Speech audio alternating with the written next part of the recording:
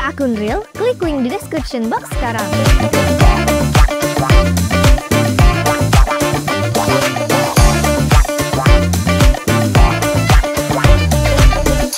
Pasti banyak di antara kalian yang belum tahu kalau sebenarnya forex market atau forex exchange market ini ya, pasar forex ini, masing-masing pairnya itu punya personality, ya punya kepribadian yang unik atau karakteristik yang unik. Ya, saya sebutnya personality lah. Jadi forex itu punya personality. Yes, benar. Dan kenapa kok bisa terjadi seperti itu? Bahwa penjelasannya sangat amat sederhana. Bahwa ada banyak faktor di belakangnya yang menciptakan keunikan tersebut. Sebagai contoh, teman-teman tahu sendiri Euro USD, USD CHF. Mereka ini terkenal sebagai sebuah pair, sebagai pair paling stable, ya paling stabil dan juga paling liquid. Dan kalau kalian masih pemula, banyak banget kalau misalnya kalian baru mulai trade dan lain sebagainya, kalau kalian ngikut-ngikut seminar, webinar dan lain sebagainya, selalu diarahkan untuk menjalankan trade pertama kalian itu di Euro USD. Kenapa? Satu, karena dia stabil dan dia liquid, maka pergerakannya itu tidak begitu signifikan. Maksudnya bagaimana? Coba kita lihat per daily-nya. Ya, kita lihat kalau misalnya kita ambil dalam movement yang terjadi di Senin 18 November sampai penurunannya aja deh di 21 November. Jadi 18, 19, 20, 21. Kita lihat seberapa besar penurunan yang terjadi. Jadi kita tarik, anggap paling atas, kita ambil, kita tarik sampai paling bawah. Nah, teman-teman lihat di sini. Itu penurunannya ada di 1,33%. Anggap teman-teman trade di 1,06. Ya, teman-teman trade di 1,06 dan dia turunnya sampai di 1,046. Artinya penurunannya itu ada di 141 pips. Simple. Dan itu terjadi dalam waktu kurang lebih kurang 4 hari ya. Ini hari Senin, ini hari Selasa, ini hari Rabu, dan ini hari Kamis. Dan kalau kalian lihat, lama banget dia untuk turun segitu. Tapi kalau misalnya kalian trade mungkin di XAUUSD, mungkin trade di oil, ini 100 pips itu bahkan dalam hitungan jam bisa terjadi. Menit pun bisa terjadi. Ya, jadi adanya perbedaan itulah yang mengakibatkan kenapa karakteristik dari Euro USD itu dianggap sebagai lebih stabil dan juga liquid. Kok bisa lebih stabil dan juga liquid? Tentu penjelasannya sederhana teman-teman, karena memang menjadi salah satu pair yang paling sering diperdagangkan, paling besar diperdagangkan, sehingga liquidity-nya bisa terjamin dan less volatility. Ya, jadi nggak begitu volatile lah dalam pergerakan yang terjadi di dalam marketnya. Gitu. Terus ada nggak pair lain yang mungkin lebih signifikan? Ya misalnya GBP JPY. Kalau misalnya kita pindah ke JPY, ini adalah salah satu pair yang dikenal sebagai the beast. Apa itu the beast? Ya, dia bergerak sangat amat volatile ya. Dia bergerak sangat amat signifikan, volatility-nya tinggi, dan dia bergerak seperti sebuah roller coaster. Ingat ya teman-teman, saya bandingkannya dengan currency yang lain, bukan saya bandingkan dengan komoditi. Nah, ketika kita ngomongin GBP JPY atau GJ ini, maka kita bisa melihat adanya price movement yang sangat amat signifikan. Contoh, kita ambil zone yang sama. 1, 2, 3, 4. Kita tarik kalau misalnya range harga dari from the above sampai kita tarik ambil paling bawahnya. 1, 2, 3, 4. Anggap di sini.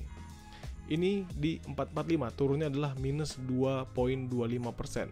Dari 197 ya sampai ke 193, 445 pips penurunannya.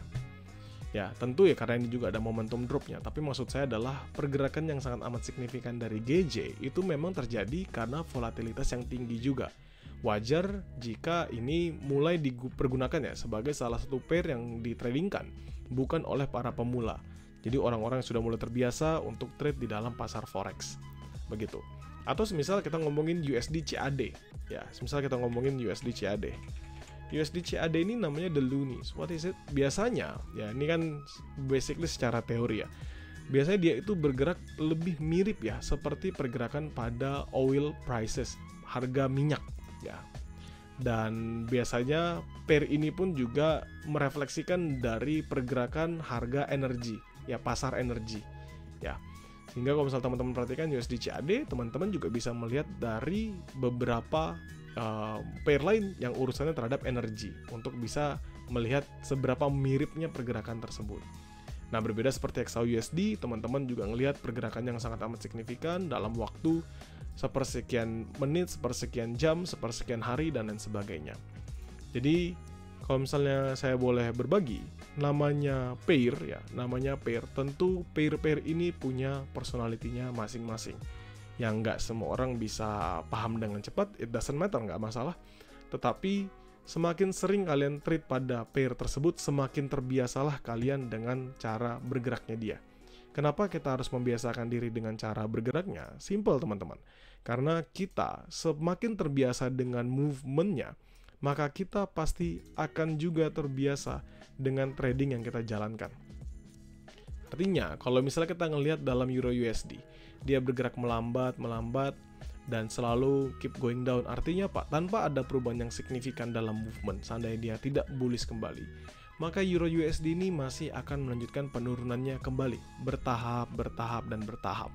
Nah, hal-hal seperti itulah yang terkadang tidak bisa dilihat secara langsung oleh orang yang jarang trading pada pair tersebut. Makanya saya bilang, kalau kalian sudah terbiasa dengan trading di salah satu pair, cobalah kalian latihan terus-menerus. Misalnya, kalian sudah terbiasa di pair Euro USD, ya kalian terus kembangkan lagi, kalian terus perdalam lagi cara tradingannya. Sampai apa? Sampai di titik ketika kalian sebatas melihat naked chart, kalian tahu pergerakan dari Euro USD ini mau kemana. Setidak-tidaknya, kalau kalian bisa manfaatkan sampai di level tersebut, kalian sudah bisa menganalisis 60-70% tanpa menggunakan indikator, dan bisa kalian lakukan dimanapun dan kapanpun. Sehingga nanti kalau misalnya kalian punya waktu senggang, waktu luang untuk bisa eksekusi the market, kalian sudah paham harus entry di area mana aja. Itu juga berlaku kalau misalnya kita ngomongin di pair-pair yang lain. Jadi nggak hanya di Euro USD, GBP USD, USD JPY, USD CHF, semua pair yang punya personality itu akan membantu kita memahaminya lebih dalam lagi. Semisal GBP USD dengan Euro USD punya close relationship dengan DXY, karena salah satu bobot terbesar DXY juga dari mereka berdua. Ya, indeksnya DXY itu. Dan di situ kalian bisa melihat, oh seandainya DXY-nya mengalami penguatan yang signifikan, maka big potential GBP USD dan Euro USD akan terkoreksi. Lalu GBP USD juga akan bergerak stable dalam momentum-momentum tertentu, dan dia mulai akan bergerak yang lebih signifikan mungkin pada momen overlapping session. Semisal London sessionnya overlapping dengan New York session. Nah, ketika kalian sudah paham hal-hal seperti itu, trading strategis yang mungkin selama ini kalian dengar kayak London Kill Zone, New York Kill Zone, Asia Session Kill Zone, dan lain sebagainya akan menjadi lebih biasa dan mudah dipahami. Kenapa?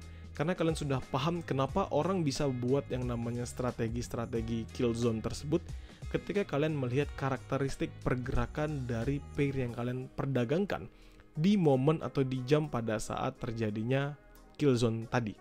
Ya, ini simple aja dasar dari saya, semoga membantu buat kalian dan semoga bisa menambah wawasan kalian dalam trading.